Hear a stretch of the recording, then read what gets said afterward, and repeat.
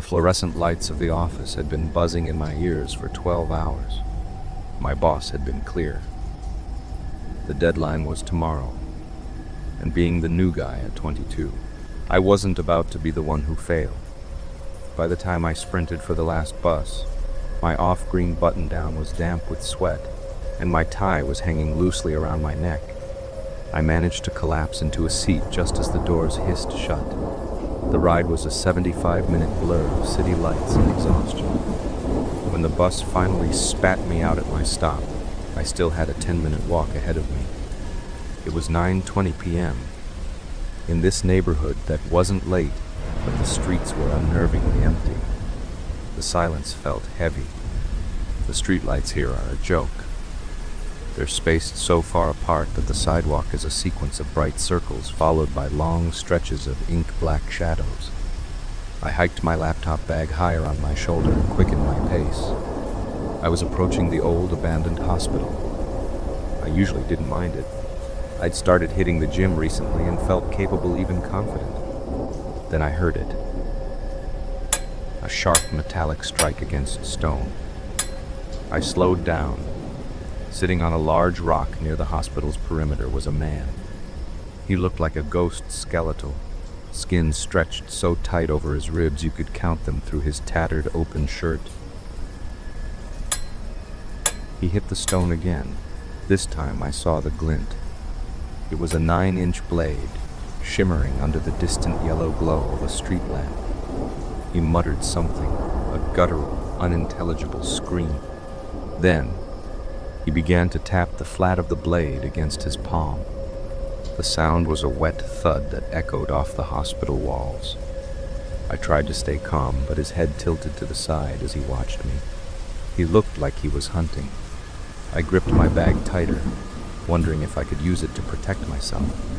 My heart was beating so fast I could feel it in my throat. I kept my eyes forward and kept walking. I tried to look strong, even though I was terrified. Every step felt heavy. I was almost past him and back into the dark part of the street when I heard his feet move on the gravel. He didn't move slowly. He jumped toward me. Suddenly, the distance between us evaporated. He was fast. Before I could breathe, he was standing right in front of me. He smelled like old sweat and copper. It was a thick, gross smell that made me want to gag. He stepped into my path, his eyes wide and glazed with a drug-induced film. His pupils were huge and gray. He reached out and grabbed my hand, holding me in place. His grip was very strong. His skin felt cold and dry, like old leather. But he didn't point the blade at me. Instead, he turned the knife toward his own chest. He leaned in until his face was only inches from mine. I could see the cracks on his lips and his yellow teeth. He didn't blink once. He looked very calm as he pushed the sharp edge of the knife into his own skin. He began to cut himself slowly. The blade went through his skin easily, like it was cutting through paper. I heard a quiet, wet sound as the skin opened up. I stood frozen and watched the blood start to cover his chest. The first few drops were dark, but then they turned bright red. He didn't seem to feel any pain. He didn't even make a sound. Actually, he looked more relaxed as he did it. He used the tip of the knife to draw a bloody line across his collarbone. The sight was traumatizing. I wanted to run or scream, but I couldn't move. A drop of his blood landed on my shirt sleeve. It felt warm on my arm. As the blood became more visible, his smile only grew wider, stretching across his face in a way that didn't feel human.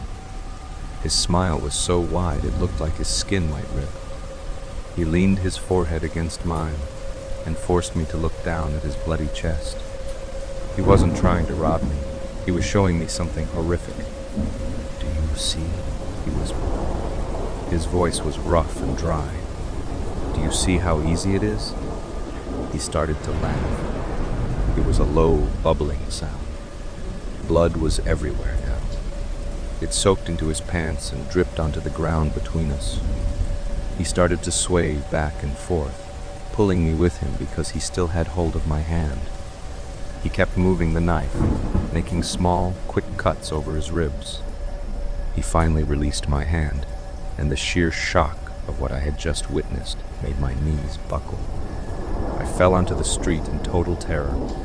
The ground was cold and dirty under my hands. He didn't move toward me.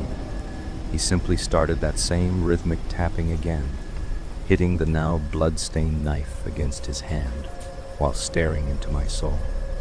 The sound of the metal hitting his bloody palm was the only thing I could hear. He looked happy, like he had just shown me something important. I looked at the knife, and then at his face. I realized the knife wasn't meant for me. It was for him. He just wanted me to watch his nightmare.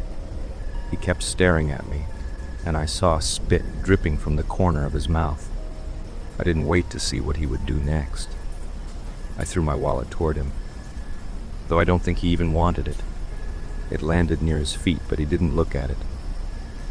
I scrambled to my feet, tripping over my feet once before I got steady. I ran. I didn't stop until I was through my front door, fumbling with the deadbolt. I leaned against the door and tried to breathe. My lungs felt like they were on fire. I looked down and saw the red blood stain on my sleeve. I took the shirt off immediately and threw it in the trash. I didn't want it near me. I never made a complaint to the police. I know who those people are, and they know me. Making a scene would only make it worse. In this part of town, the police can't really help with people like him. I'm already looking for a new place to rent. But for now, I make sure my work is done long before the deadline hits. I don't walk those streets in the dark anymore. Now, every time I hear metal hitting something like a spoon on a plate, I feel his cold hand on my wrist again. I can still see his dark eyes watching me from the shadows. My name is Ayla. I am 33 years old now, but from the age of 19 until I turned 23, my life was defined by an addiction to heroin. The story of how I first started using is a long one, but there is a different story that carries more weight for me. It is the story of how I finally got clean. Calling it a better story is a stretch, because the reality of it is horrifying. However, it provided the brutal wake-up call I needed to save my own life. So I suppose there is a silver lining buried somewhere in the tragedy. About 18 months into my addiction, the thin stability I had left completely vanished. I was kicked out of my apartment, and my family, understandably exhausted by my choices, cut ties with me. I found myself living on the streets. At 21 years old, standing only 5 feet 2 inches tall and weighing barely over 100 pounds, I was incredibly vulnerable. Looking back, I realize I should have been terrified, but at the time, my mind was entirely consumed by the constant need to find my next fix. Even so, the reality of being a young woman without a home is a nightmare I wouldn't wish on anyone. The first lesson you learn in that environment is the necessity of protection. It is a hard truth to admit, but survival often depends on having someone by your side. I was more fortunate than most. While many women are forced into dangerous situations for safety, I connected with a man who was also an addict and had been using for about as long as I had. He was only a few years older than me, and our bond wasn't just about the logistics of scoring drugs. We truly liked one another. Over time, that connection grew into a deep, genuine love. We spent 2 years navigating the world together. We faced the constant cycle of trying to quit, failing, and enduring the daily hardships of the lifestyle. The most important part of that time was the word together. He was my entire world, and I was his. He would do anything to keep me safe, from stealing to protect our interests, to physically defending me when things turned ugly. When we were eventually arrested for shoplifting and sentenced to 3 months in county jail, the separation was agonizing. I missed him more than I had ever missed my own family. I struggled to get by while he was locked away, so when the day of his release finally arrived, I was overwhelmed with relief. I actually cried with joy when I saw him again. While he was in jail, the system had forced him to get clean, but the moment he hit the pavement, his first instinct was to get high. I had anticipated this and prepared a small homecoming gift, a $10 bag of heroin. We quickly scouted out a quiet, secluded spot where we wouldn't be disturbed, eager to finally relax and be in each other's company again. He took his hit first, and then I used the rest of the supply. Afterward, we settled into each other's arms to sleep. It was a moment of closeness I had craved for months, a feeling of safety that is hard to put into words. As I drifted off, I felt him start to pull away slightly. I assumed he just needed to get up for a moment to use the bathroom. In my drug-induced haze and my desperation to keep him close, I reached out and tugged on his sleeve. I didn't want him to leave the embrace. I felt like I had waited an eternity for that cuddle, and I told myself he could surely wait just one more minute. When I finally opened my eyes again, I could still feel his arm draped around me. Coming down from a high makes the world feel sluggish and confusing, like your brain is struggling to log back into reality. For a brief second, I felt a wave of warmth and comfort. I wiggled closer to him, pulling his arm tighter against my body. I reached down to find his hand, intending to lace my fingers through his the way he always liked. That was when the warmth vanished. His hand wasn't just cold from the autumn Chicago air. It was a deep, heavy, stone-cold chill that bypassed the skin and went straight to my bones. It was the kind of cold that immediately signals that something is fundamentally wrong. I scrambled out from under him and spun around, frantically trying to shake him awake. When he didn't move, I let out a scream so violent that I physically became ill.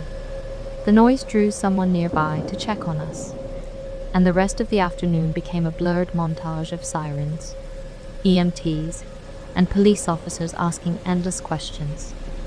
It was an overdose. After being clean for months in jail, his tolerance had dropped significantly. His body simply couldn't handle the dose. The realization that haunted me most was the memory of him pulling away. He hadn't been trying to go to the bathroom. He had been struggling to get help as his body began to shut down. While he was slipping into unconsciousness and passing away, I had been holding him tight, forcing him to stay still so I could enjoy the moment. I had slept next to his body for 5 or 6 hours. That image is something I carry with me every single day. Now, whenever I think about my recovery and how grateful I am to be sober, that memory is the very first thing that comes to mind. It serves as a permanent anchor to my past. I still find it impossible to say or type his name. Doing so triggers a level of grief that feels like it might tear me apart. Even though we were living a life of addiction, my love for him was the most real thing I had. I am plagued by the feeling that I am responsible for his death. He was clean when he walked out of those jail doors, and I was the one who handed him the very thing that killed him. It is a weight I carry constantly, a guilt that I suspect I will never truly be able to leave behind. In the summer of 2006, I was offered a place to study history at Bangor University in North Wales. It wasn't my first choice of uni, but I always wanted to move away for university. I mean, that's half the point of the whole thing, isn't it? See, new places, meet new people, expand and enrich your intellect and all that.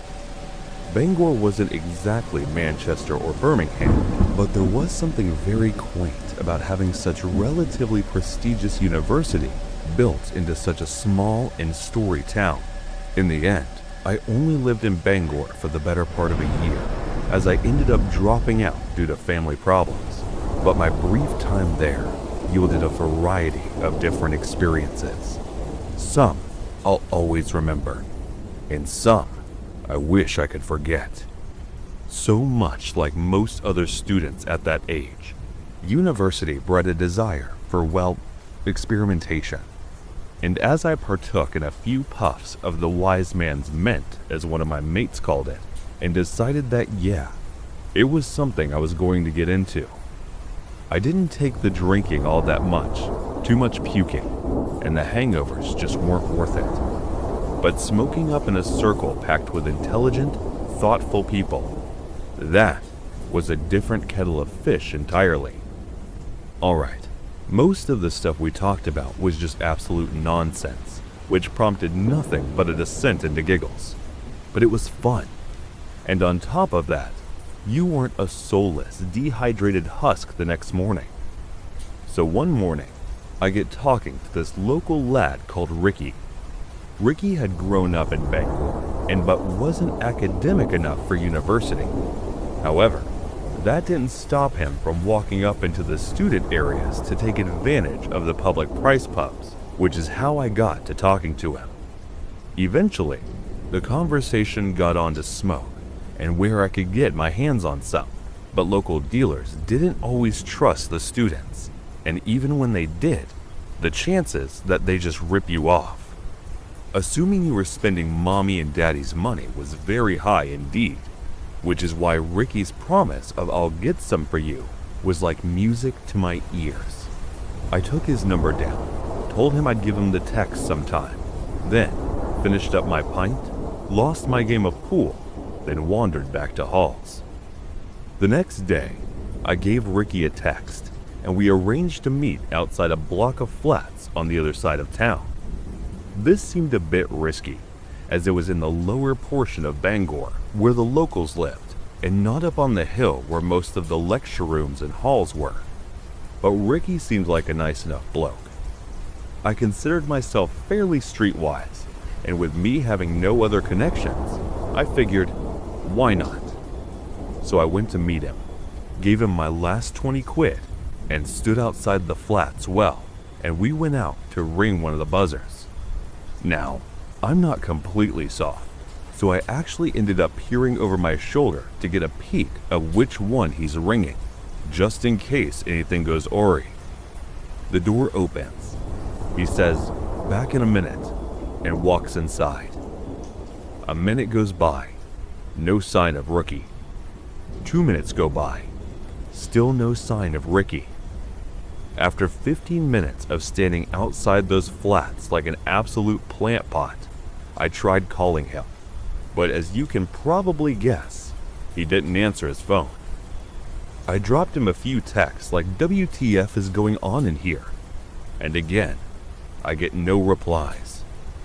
Obviously, I'm absolutely furious, thinking, I can't believe I'm actually getting mugged off here, and there's absolutely no effing chance that I'm about to just walk away without kicking off.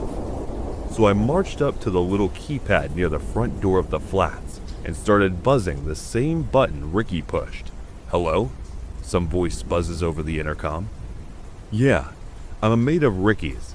He's got something that's mine. He needs to get back."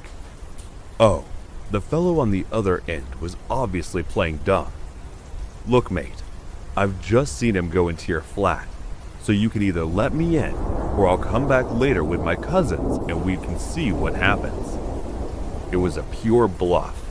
My cousins were like 60 miles away, but it worked.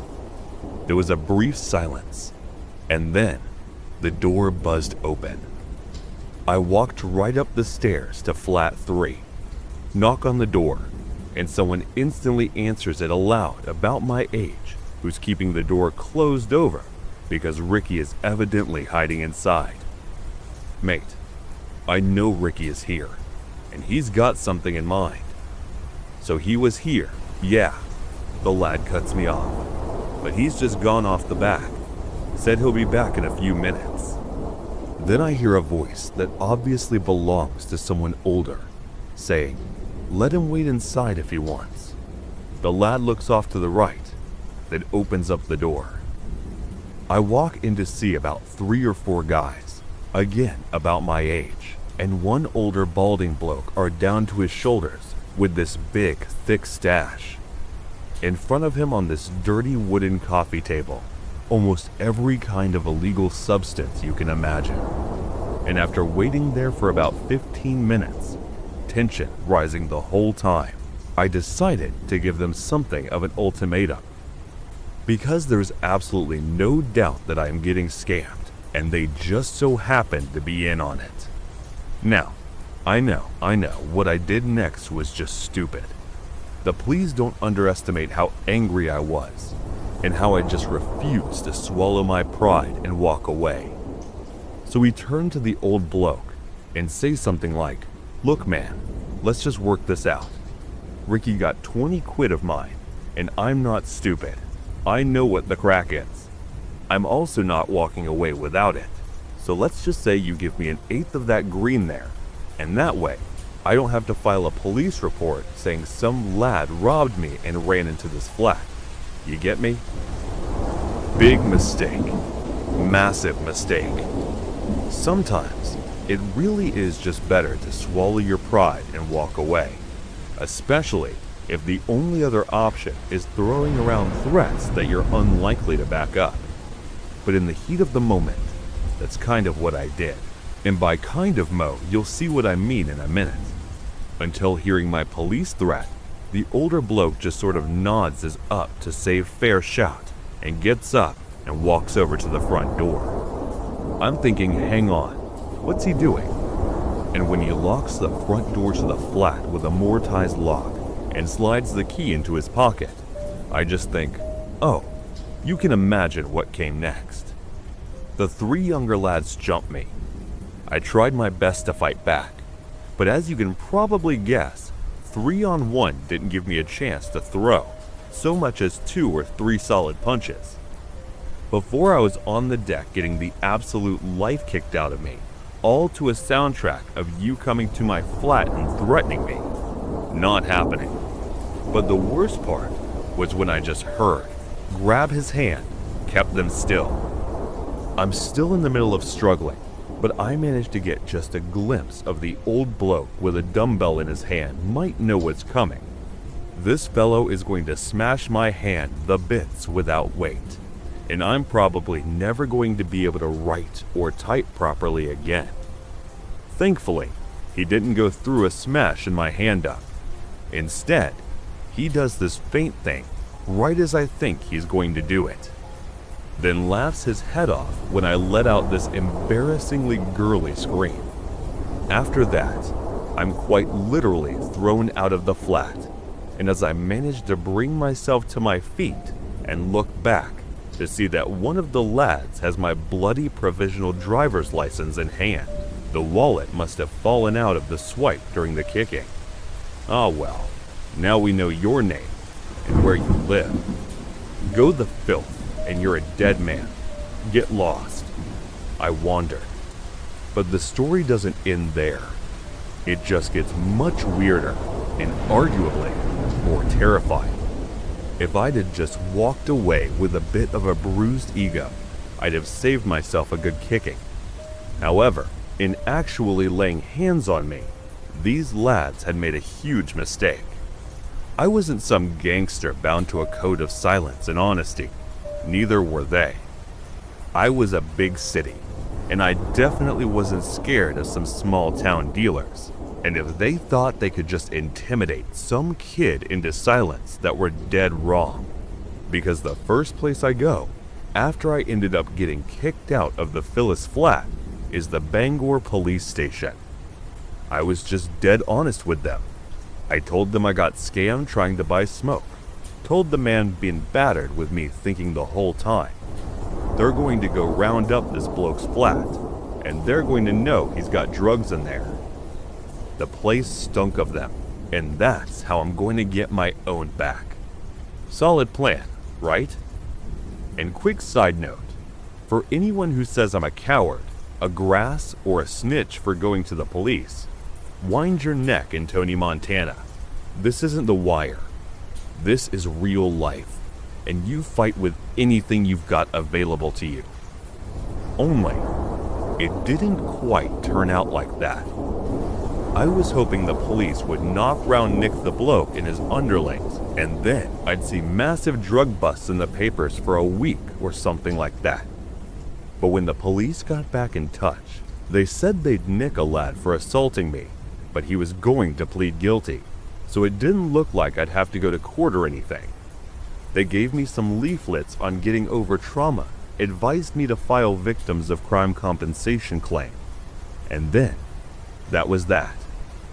Yeah, it was some small measure of revenge, but it wasn't quite the complete and utter takedown I'd been hoping for. That being said, it would turn out that I didn't have to lift a finger to get my own back on Ricky. His own people would do that for me. Not even 7 days later, I'm doing a bit of food shopping down at Morson's, when who should I see? The giant cast on his leg and bruises all over his face.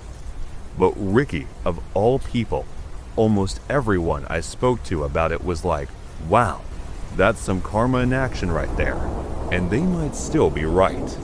It might have been a complete coincidence that 1 week the lad robs me, and the next he's in a bloody thigh cast, which, how I know it, must have been a really bad break. Stranger things have happened, right? But there's a thing. I don't really believe in coincidences.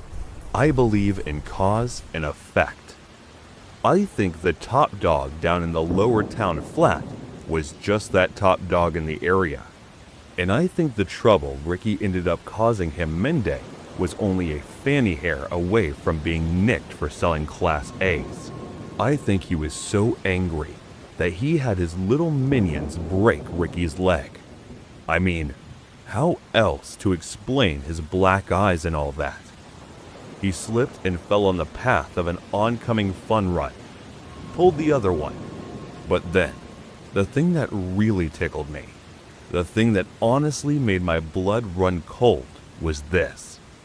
If they were willing to do that to one of their own, they wouldn't bat an eyelid at the idea of doing the same to some other idiot student, would they? And it's only then that I realized how bloody lucky I'd really been. A few months after I completely balls up my end-of-year exams, ended up dropping out. And that was the end of that chapter. Needless to say, despite the relatively short amount of time I'd spent there, Bangor really did teach me a thing or two. They just turned out not quite to be the kind of things I imagined when I arrived. Illegal activities in the club. In a bustling American city, there was a lively place called 5 Nights at Freddy's Club. It seemed like a fun and harmless spot for young people. The club had vibrant lights and music that attracted crowds looking to have a good time, dance, and make lasting memories. The atmosphere was filled with excitement as people embraced the carefree spirit of the night. However, hidden beneath the lively exterior, there was a secret side to 5 Nights at Freddy's Club that the partygoers didn't know about. Behind the scenes, there were rumors of hidden activities that the revelers were unaware of. While the neon lights and energetic music created a lively atmosphere, there was a mysterious world behind it, keeping the patrons blissfully ignorant of the secrets hidden in the heart of 5 Nights at Freddy's Club. One day, a reporter named Alex Thompson heard rumors about something bad happening at the club. People were saying that illegal drugs were being given to the partygoers without them knowing. Interested in uncovering the truth, Alex decided to go undercover to expose what was going on. Alex brought a hidden camera and a strong belief in doing what's right. Acting like any other person there to have a good time, Alex joined the lively crowd at the club. The place was full of energy, with bright lights and loud music making the dance floor come alive. As Alex moved through the crowded dance floor, it became clear that there was a challenge ahead. The club had tight security, with alert bouncers strategically placed to discourage unwanted attention. Despite this, Alex stayed determined, carefully watching the subtle interactions and whispered conversations among the partygoers. Weeks went by as Alex kept diving into the club scene, trying to collect proof to reveal the illegal drug trade. The nights started to blend, and frustration grew as every attempt to capture the illegal activities on camera failed. The drug deals were done secretly, and those involved were skilled at avoiding detection. But Alex didn't give up. Every obstacle only made Alex more determined to uncover the truth and shield the unsuspecting youth from the dangers hidden in Freddy's Club's shadow. One late night, as the music thumped to its peak, Alex had a breakthrough. In that club, there was a special room that only allowed rich and VIP guests. Security guards stood outside the room, making it impossible for an ordinary person to enter. For some reason, Alex found this strange and thought about listening to the activities and communication inside the room. However, the security was so tight that entering was completely impossible. Because of this, Alex came up with a plan. He decided to work as a waiter in the club to try to enter the room. But this plan failed because only appointed waiters were allowed inside. So, with the help of the club's gossip queen manager, Elizabeth, Alex thought of a way to get inside.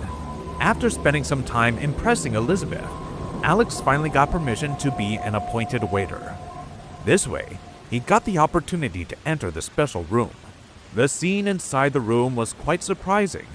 Everyone there was discussing drugs and collaborating with the drug dealer. Alex recorded the whole incident with his mobile camera. Not only that, there was another incident in a corner. A group of people appeared to be involved in a suspicious transaction. Alex quietly approached, recording the exchange with the hidden camera. Finally, there was evidence. The footage showed young faces swapping small packages, exposing the unsettling truth beneath the surface of the lively celebration. Now that Alex had the evidence, it was time to reveal the story. Working hard to safeguard the identities of the innocent young people involved, Alex put together a powerful report. The report would expose the drug trade while ensuring the anonymity of those unintentionally caught up in the deceit. But this journey was not so easy. Bringing the truth of the 5 Nights at Freddy's Club to light was no walk in the park. When Alex tried to leave the club with the evidence, he was caught by the manager, Elizabeth, who had overheard the hidden conversation of the drug dealer. As a result, security guards were called, and Alex was taken into a room and beaten. However, Alex didn't lose courage. Somehow struggling with a security guard, he managed to escape from the room and, overcoming great difficulties, exited the club safely, saving himself from potential harm. As soon as he got outside, he took a deep breath and wasted no time. Alex immediately went to the police station. Once there, he showed the police all the evidence of the illegal activities happening in the club that he had captured on his camera. He also informed them about the assault he faced. Listening to his story and seeing the evidence, the police were quite surprised. They registered a First Information Report, FIR, based on his account and the evidence provided. When the story came out, it had a significant impact on the community. The revelation of drug activities in the beloved club caused shock, worry, and demands for quick action. 5 Nights at Freddy's Club, once a symbol of youthful joy, was now tainted by the shadow of illegal activities. Because of public outrage and the growing evidence, the police acted quickly. They closed down the club and started legal proceedings against those involved in selling drugs. The shutdown of the club sent a strong message to other places that might be doing similar illegal activities. The city, now understanding the risks in seemingly harmless locations, started taking measures to keep its young people safe. The incident led to a wider discussion about the importance of having better security in clubs and being more careful to prevent illegal activities from getting into places meant for fun and friendship. Alex's courage in going undercover not only revealed the truth, but also brought about positive changes in the community. As the city recovered from the shock of Freddy's Club's hidden secret, its people promised to stay watchful, making sure that hidden dangers wouldn't endanger their youth again. After everything settled, Alex thought about how investigative journalism could reveal things that some wanted to keep in the dark. The story of Freddy's Club showed that, even amid celebration, there could be hidden problems, waiting to be uncovered by those willing to find the truth.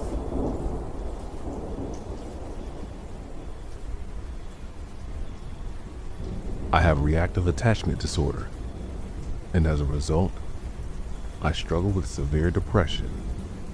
However, I don't take any medication.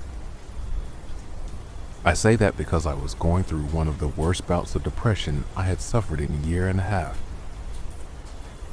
And I wasn't hallucinating because of the medication. It was Tuesday night or Wednesday morning, October 13th to 14th. I had cried myself to sleep like I had done for however many hours before. When I woke up, it was 3:34 a.m.